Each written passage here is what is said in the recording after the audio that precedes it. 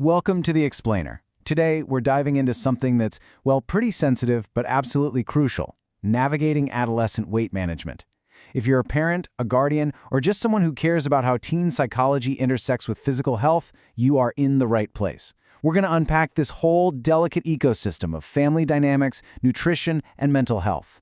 So let's start with a grounding truth, something that instantly connects with anyone who's ever raised a kid. Navigating the teenage years is a delicate balancing act. I mean, it's not a math equation, right? And it certainly isn't a battle to be won.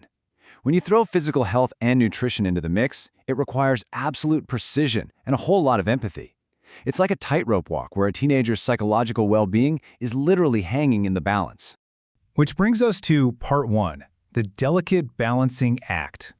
Look, as a parent, your absolute natural instinct is to guide your teen toward healthy habits. Of course, you want to provide the best nutritional foundation possible. But psychologically speaking, teenagers are hardwired to seek autonomy. It's just how they're built. So what you intend as loving guidance can so easily be perceived by their developing brains as an attack on their independence. Your intention is pure, but honestly, the execution is exactly where the friction begins. Let's look at part two, the risks of pushing. Because when that guidance crosses the line into pressure, the psychological fallout is actually quite severe. We're talking rebellion, frustration, and deep-seated body image issues. A teenager might actively rebel by making poor nutritional choices, sneaking junk food, simply to reclaim control over their own life. Communication totally breaks down. And most critically, external pressure about weight almost always internalizes. It mutates a simple health conversation into deep psychological wounds about self-worth, and that can trigger some incredibly unhealthy restrictive eating habits. And the thing is, these negative emotional outcomes, they don't just appear out of nowhere. They are directly linked to one specific catalyst: pushing too hard. Overstepping that boundary from supportive guidance to forceful pushing is exactly what triggers this whole cascade of negative psychology. But hey, recognizing this cause and effect is the very first step to fixing it. Moving on to section 3, the family approach matters.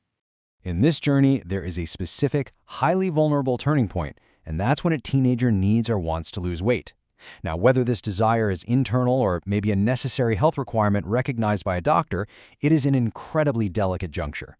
Teens are already facing immense social and hormonal pressures regarding their bodies.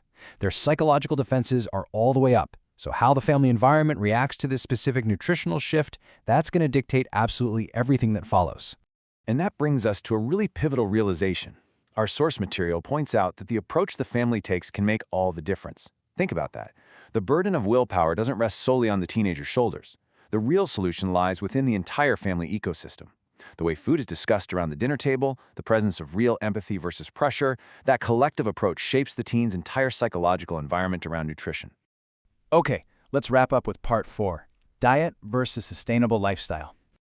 Just consider the word diet for a second. In the context of teen nutrition, it's defined as a truly miserable approach to weight loss. Why? Because psychologically, a diet represents the ultimate manifestation of pushing too hard. It feels like forced restriction. It feels like punishment.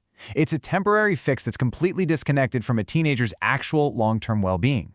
And really, it is the exact catalyst that breeds the rebellion and frustration we were talking about earlier.